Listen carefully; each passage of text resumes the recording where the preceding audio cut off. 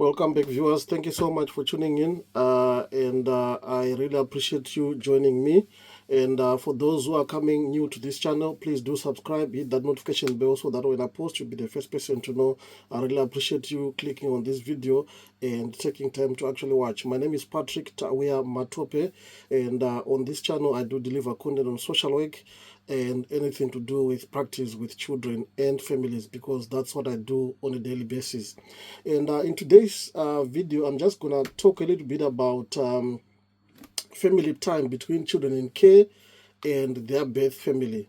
And in doing this, I'm trying to unpack what should inform our decisions as practitioners or as social workers when we make decisions around contact between children in care and their birth family. I think it's a more relevant topic for me to talk about because it touches at the heart of permanency. It touches at the heart of the identity of the particular child and their emotional well-being, because contact between a child in care and their parents touches on those few things which I have just talked about now. So the way I'm going to be delivering the topic today is I'm just going to talk a little bit about the purpose of family time, and then I'll also look at the policy or legal framework, and I'll also look at the few principles that should inform our decisions. This is according to my own understanding and my experience of working in a children in care team for close to 2 years really, and also managing teams where children in care are actually open to my teams. And I'll also give a little bit about the types of conduct which are quite which are out there, and I'll also look at the role of supervision and reflective practice when it comes to contact, and what is the role of the voice of the child in all these things. And we'll also look at reviewing and revisiting contact plans. When do we review contact plans? And basically that's it really for today's video. So if this is an interesting topic for you, please put your comments, be kind with your comments, put your comments, and let's start a conversation in the comment section below. And if there's anything else you want me to deliver in the next video, please let me know in the comment section. Right, so this was a request from one of the viewers on the channel who actually wanted me to talk about this topic which I'm going to be talking to you about today. So first and foremost, let's unpack what is the purpose of family time, or what is the purpose of contact. Nowadays, the courts are encouraging people to use the term family time as opposed to contact, but I think it will take a while for people to get used to it. But I will interchange the terms family time as well as contact throughout this video, so that it makes sense to some people, or to old school as well as those who are actually coming into the profession as of late. So what we call family time, like I said already, that's what I refer to as contact. For me, it's not just a procedural requirement when it comes to a child being in care, but it plays a crucial role in the child's life. How does it play a crucial role in the child's life? One, we are talking about this child maintaining any attachment bonds that the child had built up to that level when they were removed from the care of their parents. We are also talking about contact or family time supporting the child's sense of identity and a feeling of belonging to their family. We are also talking about third, it also helps them to understand their life story, because even though they've been removed from their parents' care, they will still need to build up their life story, and having family time with their family or having contact can also help them build up on that life story work that's being done already. And last but not least, I think it also prepares them for any potential reunification, because as you know, sometimes when a child is removed from the parents' care, or when the child is separated from the parents, sometimes it depends with the care plan. If the care plan is towards reunification, then contact is all important as well. And even by the time the child turns 18, if they wish to go back to live with their parents, then contact is something that needs to be thought about when it comes to reunification as well. So those four things are, for me, I believe that's the main purpose why family time is actually important. If you feel there's more to it, obviously put your comments in the comment section below.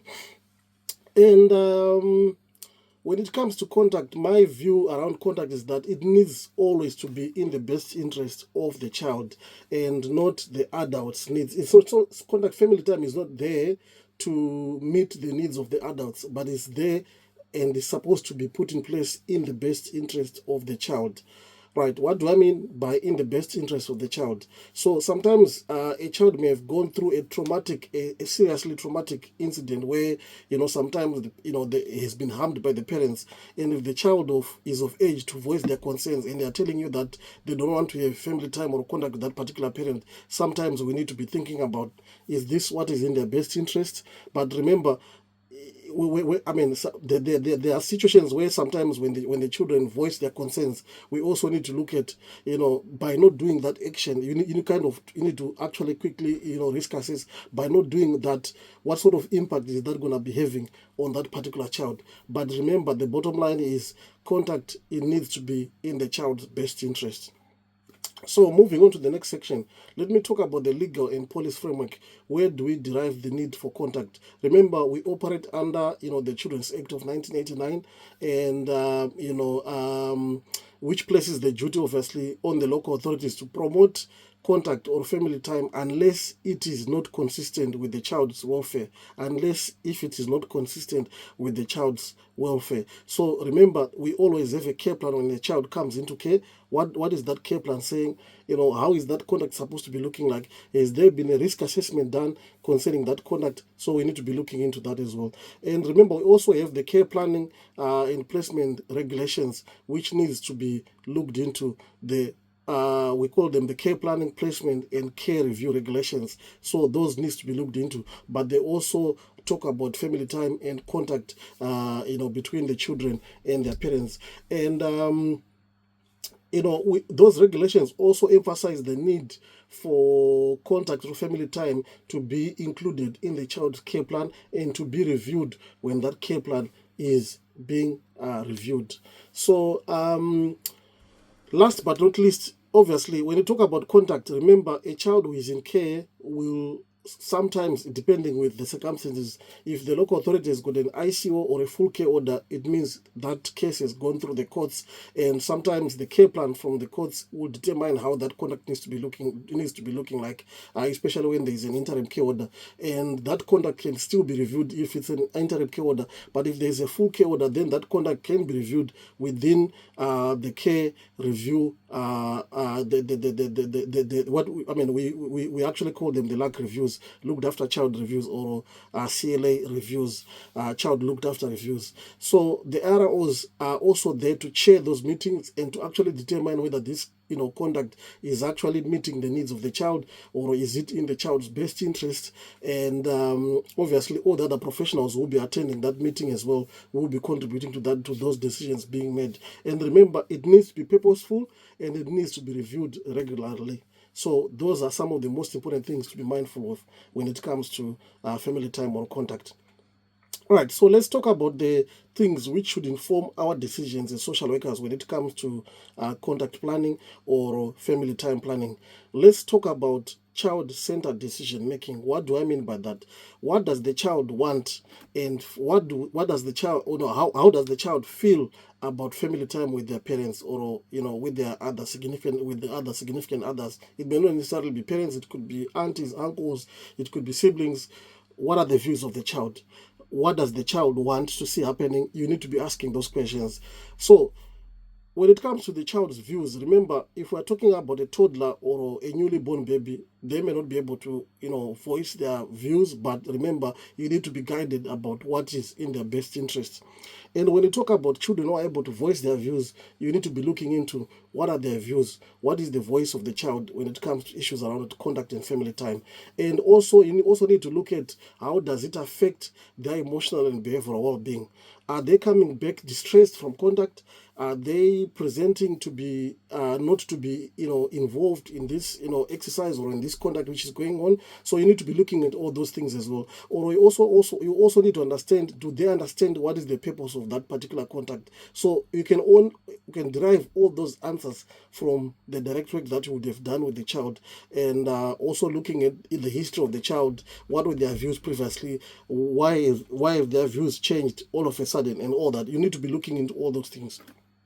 So that's it when it comes to being child-centered. So let's move on and look at the quality of the relationship between the child and the parent. So is the relationship safe enough for that particular child? Is the relationship nurturing? Is the relationship harmful to the child? You need to be asking yourself those questions. You need to be reflecting on that as well. And as a professional, you need to be asking yourself, does the birth family respect boundaries when it comes to conduct? Has there been instances where conduct had to be stopped because things were not going according to plan? Had there been instances where conduct had to be stopped because the parents were actually putting the child at risk during contact? Remember, you need to be reading all those notes from the time when the case, initially, or from the time the child initially came into care, the time when the case was in court. You need to be having an understanding of all those kind of things. If reading is not is not your forte, then you need to be mindful about other inventive ways of how you can do to make sure that you actually get on top of what's happening with that particular case, even if it means you need to have a conversation with the previously allocated social worker who will be able to fill you in quickly on all those things that which are actually going on. You need to be doing that, but it doesn't harm you to actually go into the file, check the history, read for yourself, and get to understand, and take down notes if you need to do that. So you also need to be asking yourself, are the interactions positive? Is it traumatic for the child? And is it neutral for the child? Is the child actually engaging positively in that particular contact, or it's actually being detrimental to their own emotional well-being? So you need to be asking yourself about all those kind of questions. So the quality of relationships, the voice of the child, you need to be looking at all those things. Let's move on to the emotional safety and the risks involved. So when it comes to contact, remember, you need to be risk assessing contact for the child that is involved. If it's more than one child, then that contact or risk assessment needs to be for each and every child, because remember, the needs of a toddler, I spoke about it already, the needs of a toddler, of a newly born baby, might be different from a 15-year-old who is able to remove themselves from harm's way, or who is able to signal that things are actually not okay at this particular point, or they are able to actually voice their concerns to say, today I don't want to go because last time A, B, C, and D things happened. So you need to be mindful about that. So when you talk about emotional safety and risk in terms of risk assessment, you will need to be asking yourself questions like, does the contact re-traumatize the child? Because you wouldn't want a situation where the child is going to be re-traumatized by that particular conduct. Is it provoking anxiety for the child? Is the child presenting as anxious before contact or even after contact? So you need to be asking all those questions, and whoever is supervising that contact will be able to fill you in on that and read those contact notes each and every time. If you know you've got a child who's in care and contact is going on or is being supervised by somebody else, make it a habit to be reading those notes each and every week too, so that you keep on top of what's going on. Are there any concerns about emotional abuse, coercion, or manipulation during contact? Why do we think that this is important? Because you need to be guarding against issues where coercion or emotional abuse or harm is perpetuated within those conduct sessions. If that is the situation, then you need to be re-evaluating whether that conduct is actually in the best interest of the child, and if possible, it may need to be suspended until things are put in place to make sure that that doesn't happen again. Also need to think about, is the child having to take responsibility for their parents' emotional needs? What do I mean by that? There are parents who may want to be using contact or to use their children for their own emotional well-being or for their own emotional needs. So you need to be asking yourself those questions, and also do some self-introspection to make sure that the contact is actually meeting the needs of that particular child. And let's talk about permanence instability. How does contact or family time contribute to permanent instability? Is the plan a long-term plan for that child to remain in care? Is the child being in care a short-term plan, while it's to work a reunification plan? All those things will determine the level of contact and how that contact should look like. You also look at the previous history of that particular case, the significance of, or the level of harm the child, or the parents may have posed to the child, or those adults may have posed to that particular child, and then you'll be able to determine what level of contact is actually required. So you also need to ask yourself a question: what role should contact or family time play in preserving the identity of that particular child without disrupting the child's placement? If contact is at a point where it's disrupting the child's placement, then you need to be evaluating that contact and thinking about, is it the best plan actually for that particular child? And then how do carers view and support contact?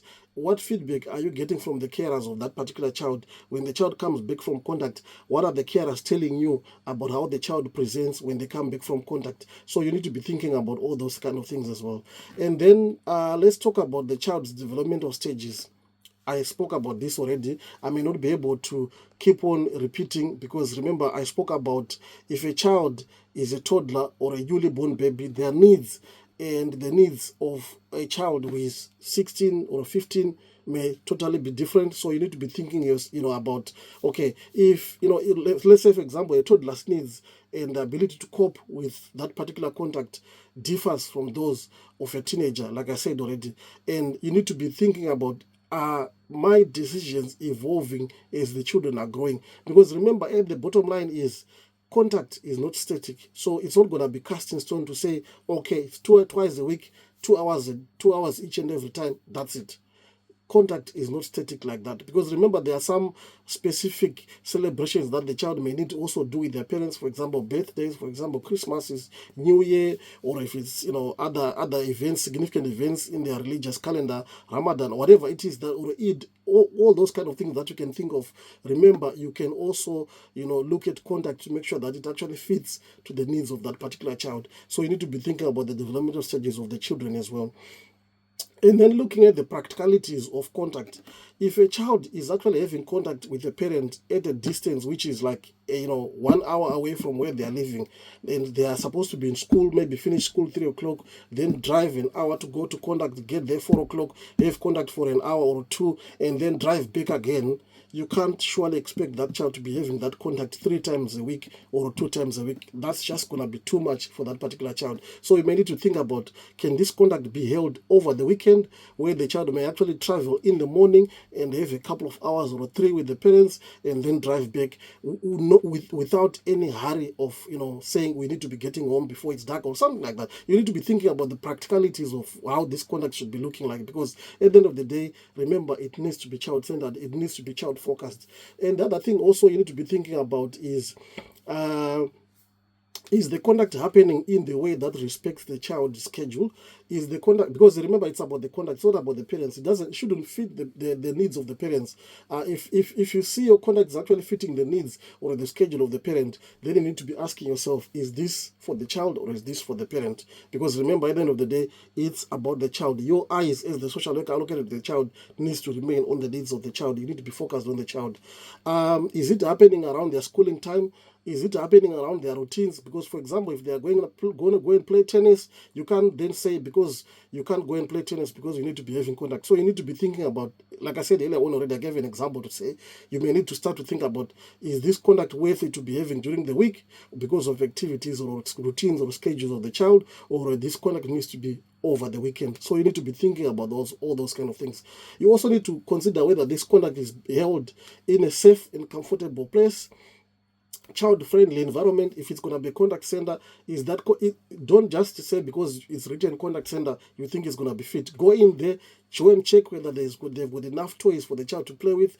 Go and check whether they've got a soft play place, or even a suitable place for a child with sensory needs, for example. You need to be thinking about all those kind of things, because you shouldn't just take anything as gospel because they've just advertised to say we're an independent contact center, then you think it's going to meet the needs of the child. You need to be practical in the way that contact is going to be done. And you also need to be making sure that if it's going to be supervised, who is going to be supervising, what's the experience of that person in supervising contact. Have a chat with them. You can actually find out more in terms of whether that person is actually suited to be supervising that particular contact. And then let's break down the types of contact which are out there. Let's talk about direct contact. We are talking about in-person, face-to-face contact. Indirect contact can be letters, it could be calls, it could be digital contact, it could be life story work, it could be through other means, which may be indirect, sending messages and stuff like that, or it could be a book contact where they can write notes in a book and then exchange the books, as and when, as and when required, depending on the care plan and depending on the contact plan which is in place. So those are the type of contact which are there. The type and frequency of the contact depends on the things which I've spoken about earlier on, and it should align to the purpose and to the child's emotional needs. Remember, that's the bottom line at the end of the day. And then, what is the role of reflective practice when it comes to contact? You as a practitioner, you need to be reflecting on your own values, on your own biases about family time, and make sure that those don't impede the way and the decisions which are being made or the recommendations you are actually making when it comes to contact. Because the way you perceive family time to be like, or the way you perceive contact to be like, shouldn't be always the case that you think it needs to look like. Because remember, we come from different ethnic backgrounds. What you would view as contact, or what I would view as contact as a black African man, may not necessarily be what somebody else may view contact to be. So you need to be mindful about those things as well. How do you manage to do that? Feedback. Ask about feedback. Use the voice of the child, look into that, reflect, discuss with your colleagues, discuss with your manager, and you'll be able to come up with a good conduct plan for that particular child. And, you also need to talk through any complex dynamics which are there within the family. Like, for example, contact with parents who are in prison, where there's history of abuse, or where the child feels conflicted. What is it that you can put in place that will make that child to be comfortable to be having that particular contact? Remember, I spoke about the voice of the child as well. Remember, the child's views must be actively sought and considered in any care plan or in any contact plan or family time that you can actually think of. Let's talk about reviewing and revisiting contact plans. I remember I spoke about contact is not static. So what do I mean that contact is not static? It's not supposed to be set in stone to say, like I said earlier, I want to say, if it's going to be 2 hours twice a week, then it's 2 hours twice a week during the week. It can't be over the weekend. You need to be thinking about the practicalities of how this contact is going to be going like. If, for example, contact wouldn't happen on a Tuesday, but you are able to compensate that contact, those 2 hours on another day, on a Wednesday, for example, or on a Thursday, you need to be thinking about that, and you need to put yourself in the shoes of the parents, what you think would be the best for that particular child, or put yourself in the shoes of the child, what you think would be the best for that particular child, or for that kind of relationship that the child has with their parents. And obviously, where the plan is reunification, then your conduct also needs to be mindful of the reunification plan which is in place, to make sure that that conduct is meeting the best interest, or is meeting the needs of the child, and is in the best interest of the child. With those few words, I hope I've managed to touch all the things that you as a viewer asked me. And if you want to comment, please put your comments in the comment section. If it's your first time, please do subscribe, hit that notification bell, so that when I post, you'll be the first person to know. Thank you so much for watching, and I really appreciate you. You are making this channel grow. Thank you so much. Bye-bye.